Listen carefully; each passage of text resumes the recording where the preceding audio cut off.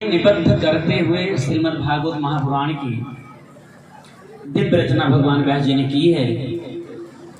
श्री सुखदेव महामुनि ने राजा परीक्षित को भागवत की कथा सुनाई। श्री सूत जी महाराज ने सौनक आदि 88,000 ऋषियों को भागवत की कथा सुनाई और श्री सूत जी महाराज के द्वारा सभी व्यासों को भारतवर्ष के परंपरा सभी व्यासों को श्रीमद् भागवत महापुराण की पावन कथा प्राप्त हुई है।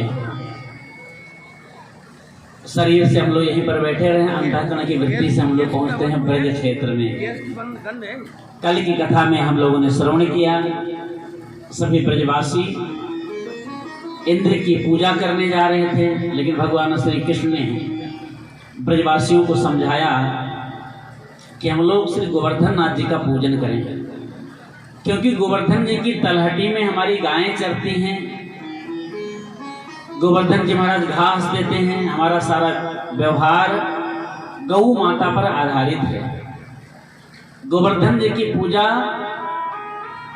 प्रकृति के महत्व की पूजा है।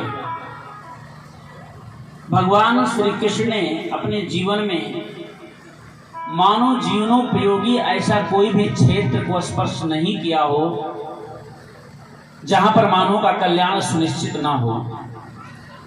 चाहे सांसारिक व्यवहार हो, चाहे आध्यात्मिक व्यवहार हो, या प्रकृति का, हम प्रकृति का दोहन कर रहे हैं। प्रकृति के दोहन करने से प्रकृति रुष्ट होती है।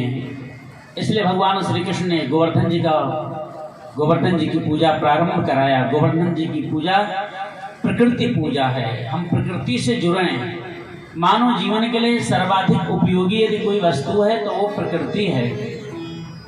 पहले बहुत वृक्ष होते थे, बहुत बारिश होती थी। आप लोगों को याद होगा कि 8-8, 10-10 दिन तक बारिश निकलती नहीं थी। किसी जमाने में लोग घर से नहीं निकल पाते थे। आज वो सब बारिश दुर्लभ है, वृष्टि दुर्लभ है, गर्मी अपने चरम पर है।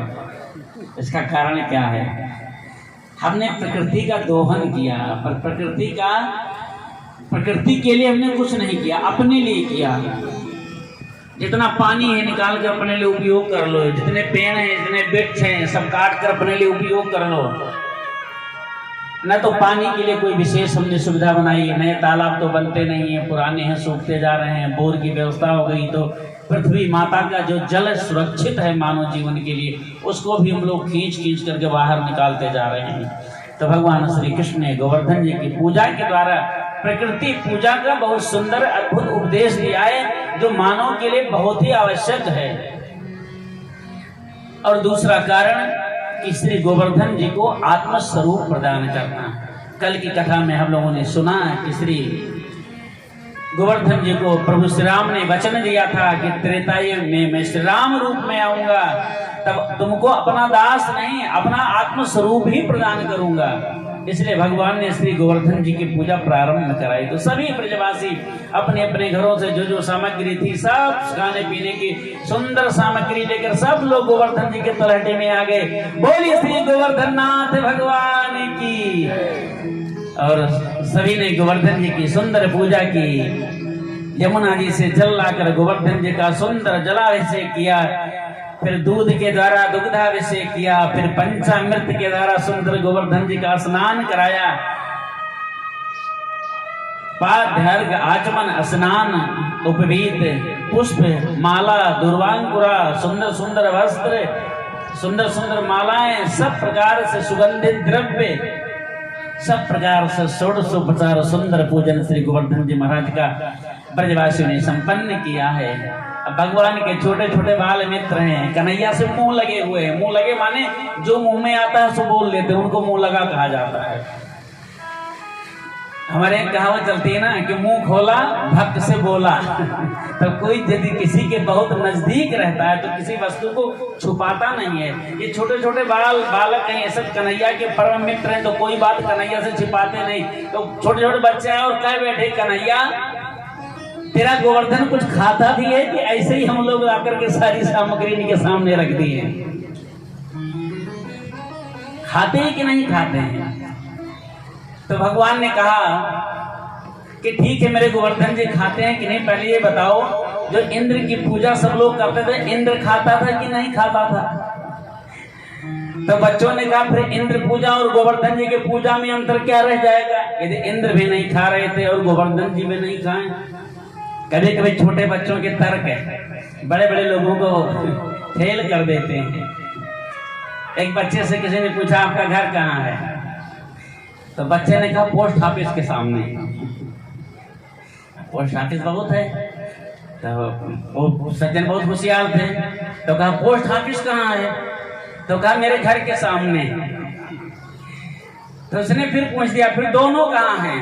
तो कहा दोनों आमने सामने। तो कभी कभी बच्चों की छोटी छोटी बातें और तर्क मानव जीवन के लिए बहुत उपयोगी होते हैं और बहुत अच्छे तर्क होते हैं कि बड़े बड़े अच्छे मन मस्तिष्क भी उन बातों को सोचने के लिए विवश हो जाते हैं। तो छोटे छोटे बच्चों ने कहा कि कन्हैया, इंद्र की पूजा हम लोग करते थे, इंद्र भी कुछ नहीं खाता था और गोवर्धन जी भी कुछ नहीं खा रहे हैं, तो इंद्र जी में और गोवर्धन जी में अंतर क्या रह गया? हम लोग क्या समझते हैं? हम लोगों के मन में है कि हम भगवान को खिलाते हैं तो भगवान खाएं, भगवान खाते हैं, लेकिन भगवान भौतिक वस्तु को नहीं स्वीकार करते हैं, वस्तु का स्वाद लेते हैं। कई लोग कहते हैं भगवान का भोग लगाते हैं, जो नास्तिक लोग हैं भगवान का भोग लगाते हैं तो भगवान खाते नहीं। भक्त लोग कहेंगे खाते हैं, तो कहेंगे खाते हैं तो 1 ग्राम कम क्यों नहीं होता? तुलसी दल पधराने के बाद, भगवान को निवेदन करने के बाद, भगवान यदि खाते होते तो 1-8 ग्राम कम होना ही चाहिए, कुछ तो कम होता। भगवान 10 ग्राम खाते तो 10 ग्राम तो कम होना चाहिए। तौल करके भोग लगाइए तो भी 10-20 ग्राम भी कम नहीं होगा। इसका कारण क्या है? भगवान वस्तु को नहीं खाते हैं, भगवान वस्तु का स्वाद लेते हैं, स्वाद का आस्वादन करते हैं। खाद्य पदार्थ, भोग पदार्थ अलग वस्तु है और वस्तु का जो स्वाद है वो उसका गुण है, वो एक अलग वस्तु है। और स्वाद माने जो गुण होते हैं उनमें वजन नहीं होता। अब कैसे समझ में आएगा? तो जो लोग कहते हैं भगवान नहीं खाते, उनके लिए उत्तर है कि तराजू पर 100 ग्राम गुलाब का फूल या कोई भी फूल तोल लो, और बनिया क्या तराजू नहीं, सोनारों के तराजू पर, जिसमें 1 ग्राम का भी कभी अंतर नहीं पड़ता है। 100 ग्राम फूल तोल लो और 100 ग्राम फूल को 100 बार सूंघो, जमकर नाक में लगाकर खूब खींचो, और 100 बार फूल को सूंघने के बाद फिर से तराजू पर रखकर तौलोगे तो 1 ग्राम भी फूल कम नहीं होता है। क्यों कम नहीं हुआ? क्योंकि हमने 100 बार फूल को सूंघा, फिर भी 1 भी ग्राम फूल कम नहीं हुआ। क्यों नहीं कम हुआ? क्योंकि कहने के लिए व्यवहार में हमने फूल सूंघा, पर हमने फूल नहीं सूंघा, फूल के गंध को सूंघा, इसलिए फूल कम नहीं हुआ। ऐसे भगवान भोजन नहीं करते हैं, भोजन के स्वाद को ग्रहण करते हैं। तो छोटे छोटे बाल मित्रों को कन्हैया कैसे समझावे ये सब बात? तो बच्चों ने कहा नहीं कन्हैया, गोवर्धन जी को खिलाओ तब जाने। तो गोवर्धन जी कौन है? भगवान श्री कृष्ण के स्वरूप है। भगवान एक स्वरूप अपना बाहर रखे और एक स्वरूप से गोवर्धन जी के तलहटी में अंदर प्रविष्ट हो गए, और फिर भगवान अंदर से ही, एक स्वरूप तो बाहर खड़ा हुआ बाल मित्रों के साथ और एक स्वरूप अंदर, वहां से भगवान ने 2 बड़े बड़े हाथ निकाले। तो बच्चों ने कहा अरे कन्हैया ये क्या हाथ निकाल रहा? कहा मेरे गोवर्धन है, हाथ निकाल रहे हैं। और बड़े बड़े लंबे लंबे हाथ निकाल करके और खाने पीने की जितनी सामग्री थी सब गोवर्धन जी उठा उठा कर अंदर ले जाने लगे, सब अंदर ले गए। तो बाल मित्र और सभी गोप लोग कहने लगे कन्हैया ये तो बड़ा अनर्थ हो जाएगा। भगवान ने कहा अनर्थ क्या होगा? गोवर्धन जी खाने के लिए, अरे बोले प्रसाद तो बचना चाहिए, सब गोवर्धन जी अंदर कर लेंगे तो हम लोगों को प्रसाद कहां से मिलेगा? भगवान ने विचार किया हाँ ये बात तो सही है। बहुत लोग भगवान का भोग लगाते हैं प्रसाद के लिए। अभी भगवान खाने लग जाए ना, घरों में लोग एक खुराक भोजन भगवान का भोग लगाते हैं और भगवान एक खुराक पूरा सफर चट करने लग जाए ना, तो 80% लोग अपने घर के भगवान को उठा करके मंदिर में छोड़ जाएंगे, क्योंकि न करना न धरना, बैठ करके एक खुराक भोजन कर लेना। इसलिए भगवान भोजन नहीं करते, भोजन का स्वाद लेते हैं, स्वाद लेकर प्रसाद बना करके छोड़ देते हैं। तो मित्रों ने कहा कन्हैया है तो गोवर्धन जी महाराज तो बड़े भूखड़ है तुम्हारे, सब उठा कर अंदर रख लिए। तो भगवान ने विचार किया हाँ ये तो गलती हुई। तो भगवान ने कहा अभी गोवर्धन जी हमारे सब प्रसाद भोग लगाकर वापस कर देंगे। तो थोड़ी देर बाद अंदर कृष्ण जी गोवर्धन स्वरूप में अंदर आए, उन्होंने सब प्रसाद को निकाल कर सब बाहर कर दिया। तो ब्रजवासियों को बहुत आनंद आया और ब्रजवासियों ने खूब जय जयकार किया, बोले श्री गोवर्धन नाथ महाराज की। गोवर्धन जी की ब्रजवासियों ने खूब जय जयकार किया। विचार किया कि अनादिकाल से हम लोग इंद्र का भोग लगाते, इंद्र की पूजा करते, कभी भी इंद्र खाने नहीं आया, कभी भी हम लोगों को लगा ही नहीं कि इंद्र खा रहा है। लेकिन धन्य है गोवर्धन जी जिन्होंने सब प्रसाद अंदर करके खाए और प्रसाद बनाकर वापस कर दिए। पर भगवान ने गोवर्धन जी को आत्मस्वरूप प्रदान किया। एक बात और बहुत महत्वपूर्ण है, कई लोग आक्षेप करते हैं गोवर्धन पूजा पर, कहते हैं कि श्री कृष्ण ने कर्मकांड का विरोध किया, इंद्र पूजा का विरोध किया। भगवान ने इंद्र पूजा का विरोध नहीं किया। कर्मकांड क्या है? भगवत प्राप्ति का साधन है। इंद्र की पूजा कर्मकांड है और भगवत प्राप्ति का साधन है। और साध्य क्या है? भगवान की पूजा, भगवान साध्य। तो भगवान जीवात्मा को साधन से आगे ले जाकर के साध्य की प्राप्ति कराना चाहते हैं, भक्ति की प्राप्ति कराना चाहते हैं। इसलिए भगवान ने श्री गोवर्धन जी की पूजा संपन्न कराई। गोवर्धन जी को भगवान ने आत्मस्वरूप प्रदान किया। भगवान श्री कृष्ण के समय में श्री कृष्ण के सानिध्य से उस समय श्री कृष्ण के सानिध्य से भक्तों को जिस आनंद की प्राप्ति होती थी, आज भी गोवर्धन जी के सानिध्य में बैठने से हमको श्री कृष्ण के सानिध्य की अनुभूति होती है। यदि श्रद्धा भक्ति से श्री गोवर्धन जी की परिक्रमा करो और गोवर्धन जी के तलहट में कहीं भी एकांत में बैठकर आंख बंद करो तो आपको स्वतः अनुभव होगा कि हमें श्री कृष्ण का सानिध्य प्राप्त हो रहा है। सारे ब्रजवासियों ने गोवर्धन जी का पूजन किया और रात्रि भर गोवर्धन जी के तलहटे में रात भर प्रभु के नाम का संकीर्तन किए। प्रातः काल सभी ब्रजवासी सभी गोप अपने अपने घरों में आए, अपने अपने काम में लग गए, सब अपना काम करने लगे। देवर्षि नारद जी को पता चला कि इंद्र पूजन बंद हुआ है, तो जाकर इंद्र को थोड़ी खबर दे आऊं, थोड़ी मजा ले आऊं। नारद जी मजा के लिए चले जाते हैं। तो नारद जी महाराज इंद्र के यहाँ पधारे। इंद्र ने नारद जी का बहुत स्वागत सत्कार किया, खाने पीने की बहुत सारी सामग्री रखी। नारद जी महाराज प्रेम से खाए पिए और फिर खाने पीने की चर्चा प्रारंभ हुई। उसी समय नारद जी महाराज ने इंद्र से पूछा कि आपको खाने पीने में सबसे पसंद क्या चीज़ है? इंद्र ने कहा सब जगह ब्राह्मण लोग यज्ञ आदि करते हैं और आवाहन करते हैं, वेद मंत्रों से मैं जाता हूँ, जो भी खाने को सब प्रकार के आइटम मिलते हैं। क्षेत्र की बात है, हर क्षेत्र में अलग अलग खाने की सामग्रियाँ मिलती हैं, लेकिन सबसे अच्छी सामग्री कहाँ मिलती है? नारद जी महाराज जानते थे कि ब्रज में ही सबसे अच्छी सामग्री मिलती है। तो इंद्र से पूछा सबसे अच्छी खाने पीने की चीजें कहाँ मिलती? इंद्र ने कहा मिलती तो सब जगह पर, ब्रज में बहुत आनंद आता है। वहाँ सब देसी गाय के घी से हर चीज, दाल भी सब्जी भी छौंक लगाई जा रही, वहाँ भी तेल का स्पर्श नहीं है, केवल देसी घी। सभी आइटम जितने भी मालपुआ बन रहे हैं, पूड़ी बन रहे हैं, सब्जी बन रहे, हर चीज में, मिठाइयों में केवल देसी घी का उपयोग, तो बहुत आनंद आता है। लेकिन नारद जी ने कहा अब आनंद नहीं आएगा। क्यों? तो नारद जी ने कहा इंद्र देवता अब वो चिड़िया उड़ गई। बोले हुआ क्या? बोले आपकी पूजा कब होती थी ब्रज में? तो इंद्र ने कहा वही कार्तिक शुक्ल पक्ष प्रतिपदा, दीपावली के दूसरे दिन हमारी पूजा होती थी। तो नारद जी ने कहा आज कौन तिथि है? तो इंद्र ने देखा कैलेंडर, कहा अरे आज तो कार्तिक शुक्ल पक्ष द्वितीया तिथि आ गई, तो क्या ब्रजवासियों ने बुलाया नहीं हमको? नारद जी ने कहा ना बुलाया है और आगे ना बुलाएंगे। इंद्र ने कहा बात क्या है? तो देवर्षि नारद जी ने बताया कि ब्रज के बहुत बड़े जमींदार हैं नंद बाबा। बोले हाँ हम जानते हैं। बोले उन्हें क्या एक बालक हुआ बड़ा चमत्कारी। इंद्र ने कहा हाँ मैं जानता हूँ, कंस के बड़े बड़े दैत्यों को मारा है। तो नारद जी ने कहा उसी चमत्कारी बालक ने तुम्हारी पूजा बंद करा दिया है। बोले फिर? कहे एक गोवर्धन नाम का पहाड़ है, उसी की पूजा प्रारंभ हो गई। तो इंद्र ने कहा तो बहुत गलत हुआ। तो नारद जी ने कहा इसलिए तो मैं सूचना देने आपको आया। तो इंद्र ने कहा अब तो ब्रजवासियों की देखी देखा जगह जगह सब जगह लोग मेरी पूजा बंद कर देंगे, इसलिए ब्रजवासियों को दंडित करना जरूरी है।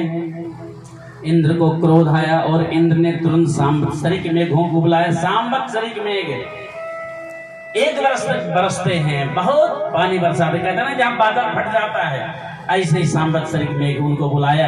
इंद्र ने कहा जाकर के ब्रज में इतनी वृष्टि करो, ब्रजवासियों को दंडित करो अच्छे से। तो इंद्र के सांवत्सरिक मेघ आए और देखते देखते कार्तिक शुक्ल पक्ष का महीना है, पर सावन जैसी घटाएं गिर गई, गड़गड़ के ध्वनि होने लगी, आंधी तूफान चलने लगे और कहीं कहीं ओले भी गिरने लगे और दिन में एकदम भयंकर अंधेरा होने लगा। ब्रजवासी घबरा गए। जो बड़े बड़े बूढ़े ब्रजवासी थे वो समझ गए कि हम लोगों ने कल इंद्र का पूजन नहीं किया, हो सकता है इंद्र को भी हुआ है। और सभी ब्रजवासी दौड़ते दौड़ते नंद बाबा के पास आए। बोले बाबा आपके छोरे की बात को मान करके हम लोगों ने जो इंद्र का पूजन बंद किया, इंद्र कुपित हो गया है, बहुत दंड देगा बाबा। तो नंद बाबा ने कन्हैया से कहा क्यों कन्हैया, तूने इंद्र की पूजा बंद करा दी, देखो इंद्र कितना नाराज है। और भगवान ने नेत्र बंद करके देखा, प्रभु को पता चल गया कि हाँ ये सब इंद्र की करतूत है। तब कन्हैया ने कहा बाबा आप लोग तो रात्रि में भजन कर रहे थे और मैं थोड़ा सो गया था, उसी समय गोवर्धन जी ने मुझे स्वप्न में दर्शन दिया था और गोवर्धन जी ने कहा था कि इंद्र की पूजा बंद करके जो हमारी पूजा तुम लोग कर रहे हो ये तो बहुत अच्छी बात है, लेकिन इंद्र नाराज होकर बहुत उपद्रव करेगा, तो सावधान रहना। जैसे इंद्र का उपद्रव प्रारंभ हो सब लोग भागकर मेरे पास आ जाना। गोवर्धन जी ने मुझको स्वप्न में कहा था कि सब लोग भागकर मेरे पास आ जाना। तो हम लोग भाग भाग करके वहीं चले, सभी लोग दौड़ो दौड़ करके गोवर्धन जी की तलहटी में गए हैं। भगवान ने तुरंत गोवर्धन गिरी खड़ा है, एक उंगली पर पूरे गोवर्धन जी महाराज को धारण कर लिया। 7 कोस गोवर्धन जी महाराज की परिधि है। भगवान श्री कृष्ण ने गोवर्धन जी को धारण करके और गिरधारी भगवान का नाम पड़ गया। बोले गिरधारी भगवान की। 7 कोस गोवर्धन जी महाराज का व्यास है। सभी ब्रजवासी अंदर आ गए, लेकिन बहुत सारे ब्रजवासी नहीं आ पाए थे, वृद्ध ब्रजवासी नहीं आ पाए थे, कई ब्रजवासी बाहर कहीं गए थे वो समझ नहीं पाए, नहीं आ पाए, कई बूढ़ी गाय नहीं आ पाई जो जंगल में चरने के लिए गई थी। भगवान ने विचार किया, बहुत लोग अपने घरों में रह गए, कई लोग घर रखाने के लिए रह गए, जिद करके रह गए, उनकी रक्षा कैसे होगी। तो भगवान ने लीला की और गोवर्धन जी को 84 कोस में फैला दिया। पूरे ब्रज 84 कोस में गोवर्धन जी का स्वरूप हो गया। जो जहां है वहीं पर मस्ती से रहा। और जो लोग गोवर्धन जी के पास आए, गोवर्धन जी के पास थे, 7 दिन 7 रात्रि तक भगवान ने गोवर्धन जी को धारण किया। सांवत्सरिक मेघों के पास जितना जल था सब उड़ेल करके चले गए। जाकर इंद्र से कहा महाराज मैंने इतनी वृष्टि कर दिया ना कि भूमंडल के नक्शे से ब्रज का नमो निशान मिट गया होगा।